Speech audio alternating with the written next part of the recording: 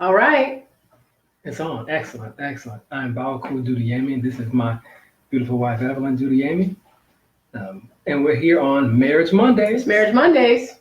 And today the topic is Don't let Disney destroy your marriage. excellent. I spent a lot of time thinking about how to start and approach this one. Don't let Disney destroy your marriage. And we're not just talking about Disney. In general, we're talking, yes, You don't have to say. We don't have to do it long this time because they already know. We have to do the quick reminder. that's right, that's right. Not counselors, Not counselors. coaches, trained by elders. Get yourself an elder. All right, don't sue us. There we go. That's right. Get yourself an elder without question. And we were given the advice one time, try not to elder hop. Getting an elder and not elder hopping and staying with them for an extended period of time allows you to soak up knowledge that you might not otherwise soak up. Yeah. So no elder hopping, y'all. No elder is perfect. We're all people, right? And they're all valuable. That's right. So you pick one that you resonate with and stay with them and It's milk them for everything that they do. milk them for everything you got. It's the support that they give you and the support that you give them that will allow the relationship to give you both what you need to help yourselves and help our people. There's no question to that. I made a commitment to myself. This is just real quick. Okay, Sure. go ahead. There was an elder. I was at an event. Yeah, I know. I was at an event, and I was sitting next to an elder who was wise, and at that time, as old as I hope to be at some point. And he just struck up a conversation. This is a regular conversation with me.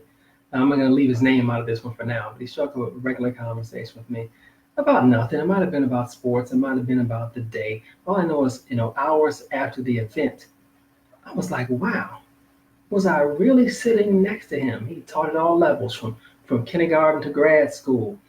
He's the elder of some of my elders. And I didn't ask him a single question. I had questions, y'all, about education, about relationships, about family. I didn't ask him a single question.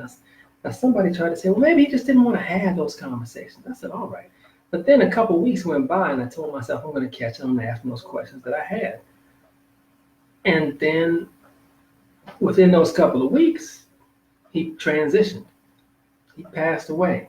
And I didn't get an opportunity to ask him those questions. I saw his wife at a restaurant. I said, oh, I got to catch up with your husband. I'm glad to see that y'all back in town. And she said, you don't know. And he had transitioned. It was that opportunity right there that I missed that told me that I will never miss another one of those opportunities. And I will ask people, for the information that I want. And they're always helpful when I do. And they always engage me like they really appreciate that I ask them and share the information that they have because they want us. They want us to succeed. They want us to continue the work that they've done. They want us to continue that work for our people. They love us without question. And so I take advantage of that, and I want you to take advantage of that as well. Now back to Marriage Mondays. Marriage Mondays. Coach Evelyn, Coach Bawaku. Can we do? No, let's not do that. Anyway. It was. But anyway, what we're talking about is don't let Disney destroy your marriage. right. And we're not just talking about the Disney. We're talking about media in general. We're talking about movies. We're talking about songs. We're talking about the television. We're talking about Social media. The things that inform us, that affect us, that direct us to do things that we might not otherwise do in my. So, or to think things that we might not otherwise think, to assess situations in ways that we might not otherwise assess those situations. absolutely. To So, tell ourselves stories that we might not tell So- ourselves. exactly. So if you don't know us, I'll be talking about affecting the ways we feel, affecting the thoughts that we have, and affecting our behavior. Three things that we're always doing at the same time. They don't come one without the other.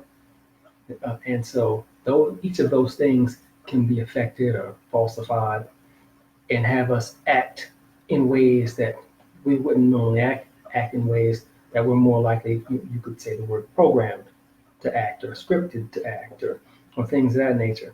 And so the first thing I wanted to discuss when we're talking about a marriage, and don't let Disney destroy your marriage, is what a marriage is to us. Now, for some of us, my wife mentioned just before we got on, you're of the age where marriage is, the Huxtables. Right. It What does marriage look like? Right. What does it mean? Right. It could be Cliff and Claire. That's right. And so for others, that marriage might look like Will and Jada. That is a more current marriage that people look at. And I like to go a little further back. I like to think about what a whole African marriage might look like, prior to us fighting and losing that particular battle and being held captive here. I like to think of it in terms of, when we were together as a whole people in Ma'at, what would we be catching from the elders who were married? What would we be catching from our parents who were married? What roles would we have been assigned? How would we behave? What would we be thinking? What would our authentic emotions be in those instances? And the closer we can get to that, the closer we can get to the types of behavior, the types of things that we're going to do, the types of emotions that we're going to show in any given circumstance. So the closer we can get to that, we can get to what a real marriage looks like for us. But some of that information has been taken from us. Some of that information has been hidden from us, or changed or altered in some ways. Some of the things that we created to keep marriages together have been either hidden from us, or we've been told that they were different than they actually are. Our ways that we think about marriage, about why marriage is initiated, what maintains a marriage, has been changed. And so it's our jobs to recapture that history, to recapture, that culture, to do some of the healing work that allows us to restore our marriages and to maintain them today, accounting for the Ma'afa, accounting for oppression, accounting for the things that have affected our relationships. And it has affected our relationships, whether we're talking about business relationships, parent to child relationships, and definitely marriage relationships. How we think about marriages can be heard in the songs that are being played on the radio, or rather, how we're being told to think about marriage. Before we go on to that, I just want to, because I think that's going to be a really sort of good section as we look at those things. I want to say that I think it's important that we look to Ma'at, right, for what a whole marriage is, and at the same time, and you said account for oppression. I just wanted to spend some time there to make sure, right, that we don't try to just recreate. Well, this is how it was at home, so this is how we have to do it now, because it's not at home. Right? So we're not at home. So some of those things are not going to fit for the moment, right? Some of the things are not going to fit for now. Some of the things are not going to fit until we get back to our full African selves, right? And we recreate that, and then it'll fit, right? Right. So we'll have to adapt some of those things, right? And we have to account for where we are, what is being done to us, right? One example, I'm thinking of the everybody getting laid off example, right? That's right. So the idea of, because some of these things that we're taught are around gender roles and that sort of thing, right? So the idea about men being the providers, right? And certainly, that's a role that I think we had at home in some ways. Do you know what I'm saying? Different in different places, right? But there's certainly those male roles. Here, financially provider, right? Certainly had that. Then, all of a sudden, right? But there certainly was a time, how many years ago? This is right after the Great Recession, right? I think it was around 2009 or so. Right. You know what I mean? Where at least in our sort of small, bit of the community, right? Every single husband got laid off, right? The Europeans were just saying, listen, Black men, do you know what I'm saying? Especially Black men who are not, heterosexual Black men, right? No, corporate America, we're done with y'all. Do you know what I'm saying? And everybody's husband was getting laid off. And everybody's husband had to transition to an entrepreneurial, into an entrepreneurial game, right? And so I think there was a time for everybody's family, this group, everybody's family, everybody's wife, everybody's, right, where the men were not necessarily providing financially in the way that we might have agreed to, in the way that we might have told ourselves it's supposed to look like, right? Either in Ma'at or now, right? And we had to remember why. You know what I'm saying? Like, why is this? It's why, you know what I mean? Why? And one of the things that was actually helpful for our family was just that it was everybody. Do you know what I'm saying? So it's like very easy to say it's not powerful because look, he don't have a job. He don't have a job. He don't have a job. You know what I'm saying? Right. Everybody's starting their own business because everybody got laid off all at once within, an 18-month period, right? And so I just say sometimes there is this, when we look to Ma'at, we can try to recreate that like immediately, like this is how it's supposed to be, this is what we did, this is what we need to do. And I think it's definitely it is our reference, it is our center, and we have to account for where we are now. And the distance between how it was then and how we are sort of forced to do it now, that distance motivates us towards sovereignty, right? Motivates us to get back to a place where we can do it the way that we want to. That's right. We may not, whether you call it, I don't like to use the word convenience, but when we think about the roles that we have, we may have to decide, that based on what our ancestors did, what changes are necessary for the survival and advancement of our people. Those changes will be made still with Ma'at as the context. It's the frame of reference. And the solutions may look different than what we previously did. And and sometimes some people say we don't have, I don't like to say the choice, but in other words, if we're gonna have to make some sacrifices, we're going to have to make some changes to things we've done to advance. And I don't mean changes in terms of accepting what this society does and saying, oh, see, using them as an example in the template. I'm talking about using us as the example in the template. And we have examples, from previous days and from today. Mm-hmm. And we can use those things. So I interrupted you when you were talking about songs and the information you get about marriage and relationships and stuff from media. Oh, right. Yeah. I said, so as you lose some of the things that we've created, as you lose some of our story, whether it's because of miseducation or interruption in the family unit, as we lose some of this information that we've used to develop our identity as a husband and as a wife, as an African husband or an African wife, and as a unit, it becomes necessary sometimes to try to figure out how to get some of that information back. And one of the problems is that we're bombarded daily with information that teaches you and tells you to do something different than that. It says that we have the answer. So you may hear songs that tell you what a relationship is. They may not mention marriage. They may just mention how relationships are supposed to be had between men and women. You may watch a television show that talks about what marriage is supposed to look like according to the television show. And this information gets into your head about what a marriage is supposed to look like.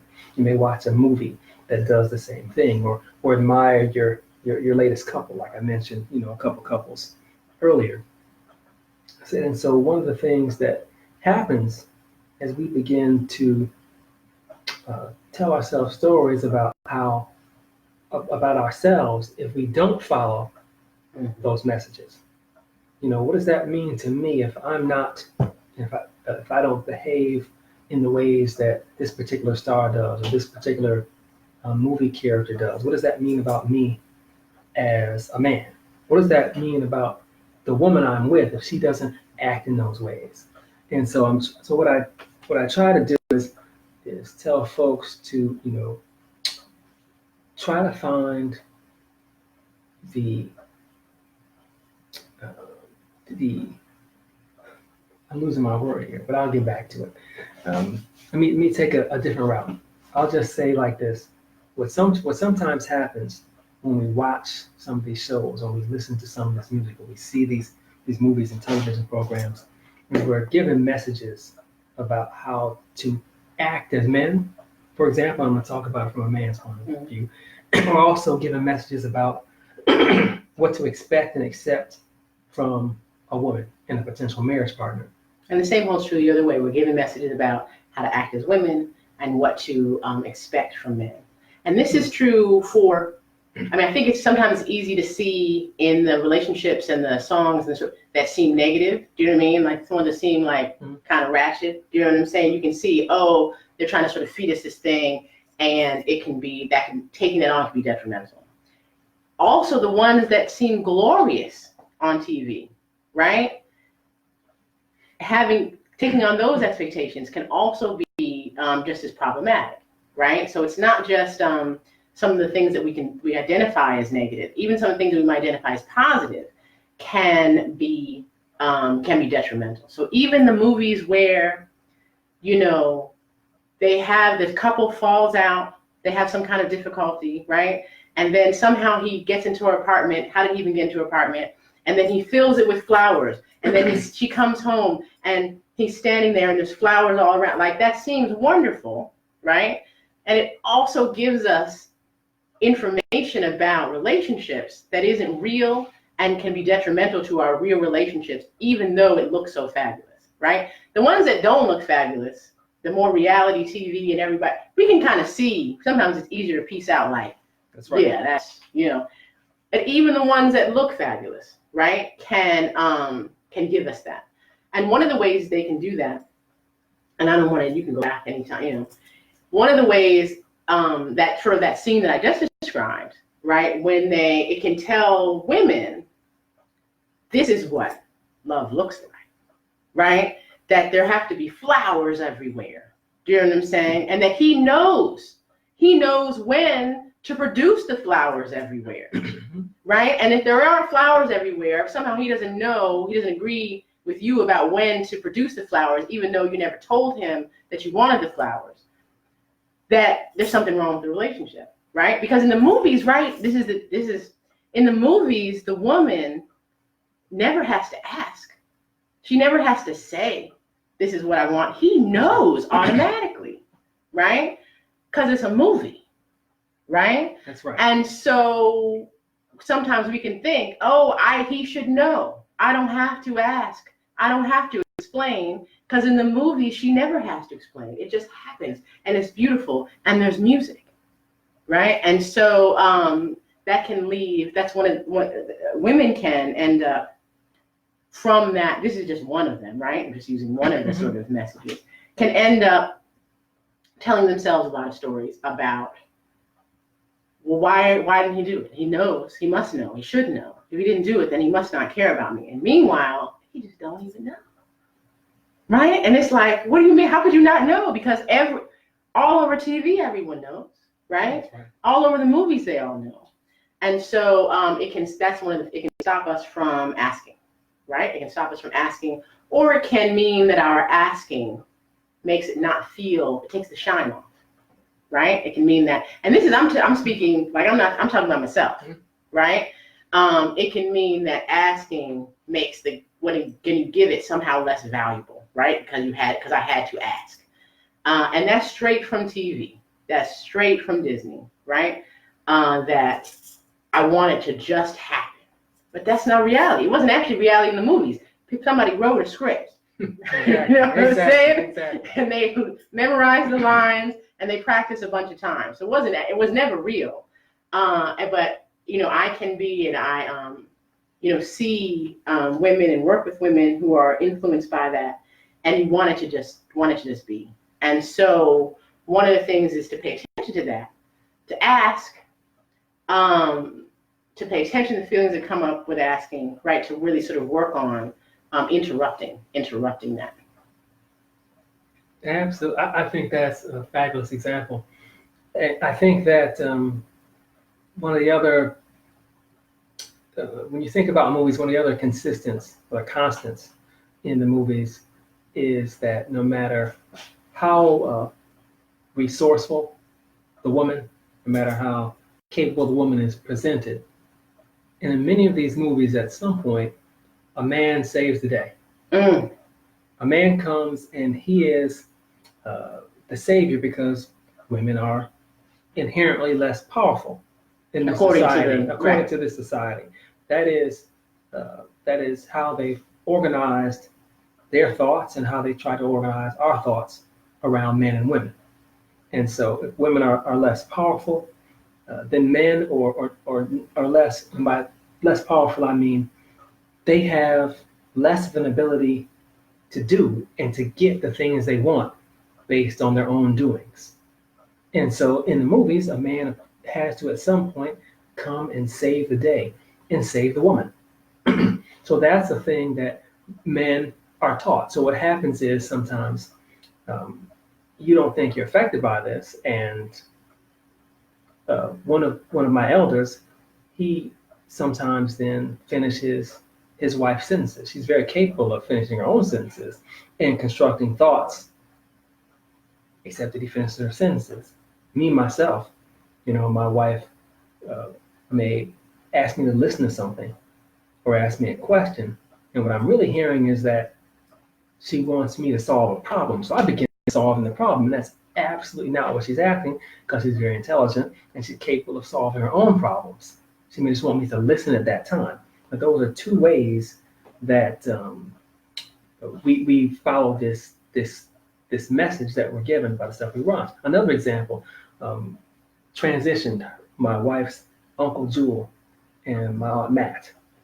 They told us a story once about how, I think they were at a hotel. Yep, they were here in Atlanta. They're here in Atlanta. And so they just come over to the house. They just come from the hotel.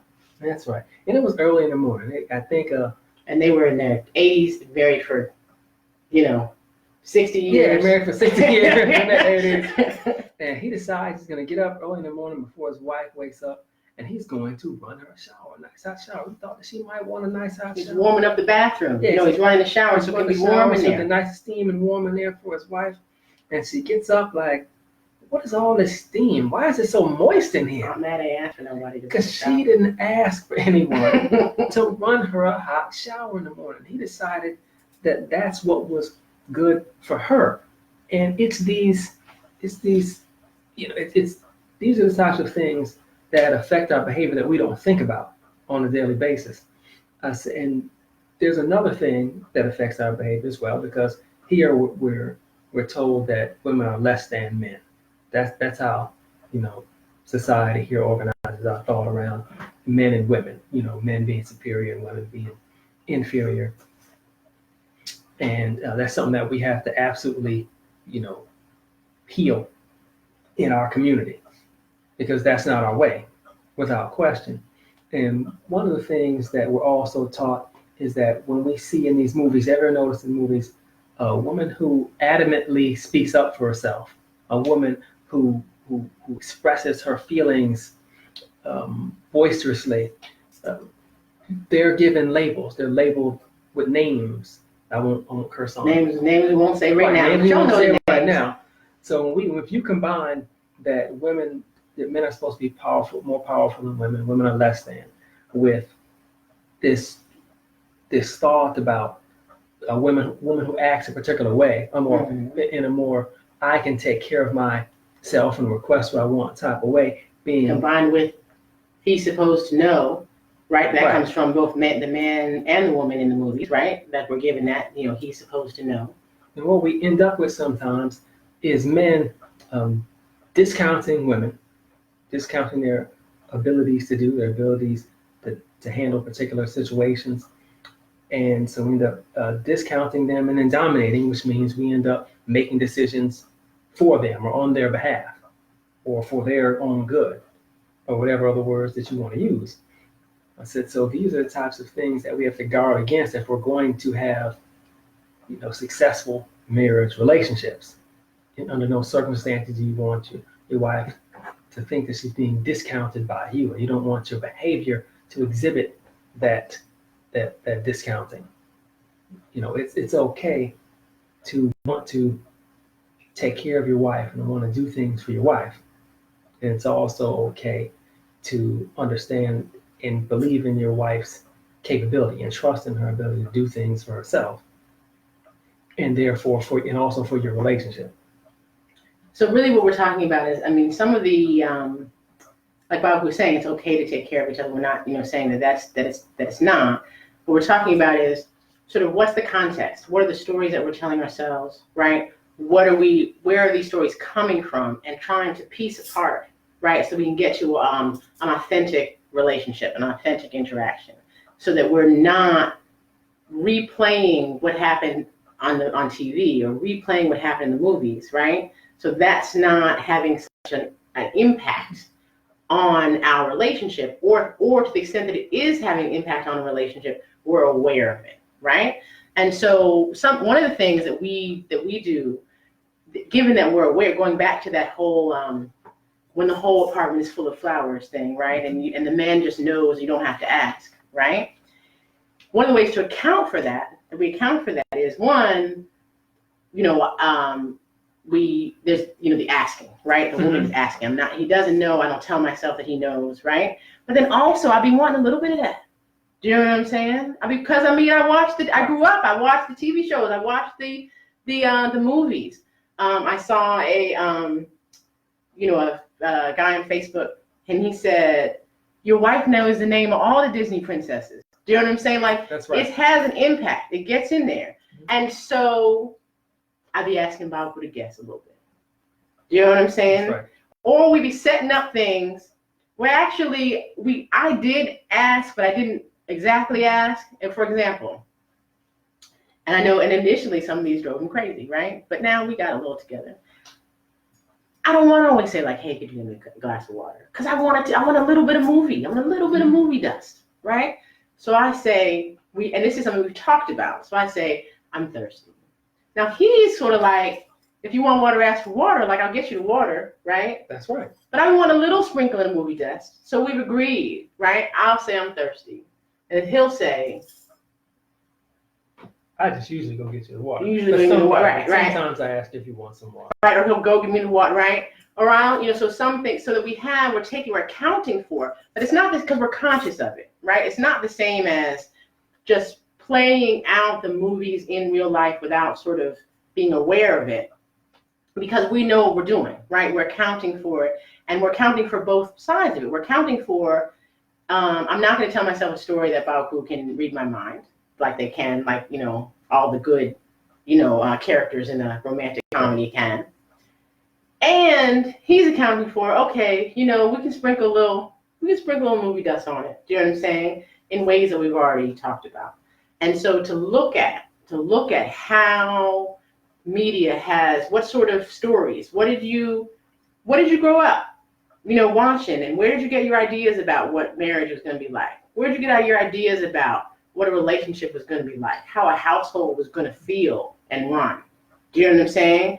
To have those conversations and then work towards, not being so in line with them, at the same time taking care of everybody through the process. We're wounded daily by these images, are wounded daily, and it's to require healing. And that healing, especially in a marriage relationship, is going to require support from the spouse. So I'd encourage everyone to not expect, just because you said, listen, stop, following the Disney script. Stop, that's going to change tomorrow, and suddenly your wife is going to magically forget what all the princesses' names were, just to use that. Right, yeah, your husband's going to magically, not be trying to solve all the problems, because that's supposed to solve, and to get in there, and he's not going to do it. That's right. So it's good to know where you want to go, and to support each other in getting there, and to be gentle with each other as you take steps toward being where you want to be, in a more authentic place, in a more African centered place. And so we encourage you to have those conversations, right? Have those conversations with your spouse about what kind of message you received. And often you think back to when you were 11, right? When you were 13, when you were 15, right? When you sort of were just beginning to sort of pay attention to these things sort of actively and just beginning to operate, act them out. You know what I'm saying? Around the time just before and during your first dates, right? And your first note passing and your first, right? What were you, that's sort of a place to tap into as far as what were you watching? What was popular? What were you interested in? And it gives you some idea about where to start, right? To look at where did I get messages from? What message did I get? And then now, you know what I'm saying? What messages are you getting? A lot of that, who do you follow, right? Who do you follow on social media? What couples are you interested in, and what about them is appealing, right? That's another place to look for messages that you're getting. Right. Absolutely. When you said look for couples, I was thinking about how Morse Compton taught, Mm-hmm. and how sometimes it's a benefit to find a couple That's right. that you believe has already done some of the work, some of the healing work that you would like to do. And it's going to be some, right? It's not going to be all. They're not going to be perfect. And you develop a relationship with that couple so that you can learn you can catch how to do some of that healing work. You have another example, right? You have a real life example, right? As opposed to a movie example. Absolutely. So I'm looking at the time. Look at the time. Yeah, look at the time. And so I think that's what we have for you tonight about Disney and how it might destroy your marriage. That was a little dramatic. I was dramatic with the Disney destruction because I like the alliteration. If you want more, right? If you want some help doing this piecing out, doing this, figuring out what I caught, how does media continue to play a role? How did it play a role? Then give us a call, right? We can meet with you anywhere in the world, right? We do our sessions live via video conference, right? In Zoom. So all you need is a stable internet connection. That's right. And we can meet with you. You can give me a call or text at 404-964-8942. That's 404-964-8942. Or you can email us at info@kibolebole.com. That's info@KIBOLEBOLE.com. And I'll put all this in the description, right? Right now, we're just getting only the title in the description, but I'll add all the stuff. But I also know that as it gets shared, sometimes it doesn't, the description doesn't go along with everything, right? So you can call or text or email us to set up a session, and we can discuss these things in more depth and specific to you and your marriage. All right. Happy Marriage Mondays. Happy Marriage Mondays. We will see y'all next week for, what is next week? Oh, next week is self-care is marriage care. Or it might say marriage care is self-care, because really both ways. One cares for the other cares for the one. See you next week for that. Have a good night, y'all.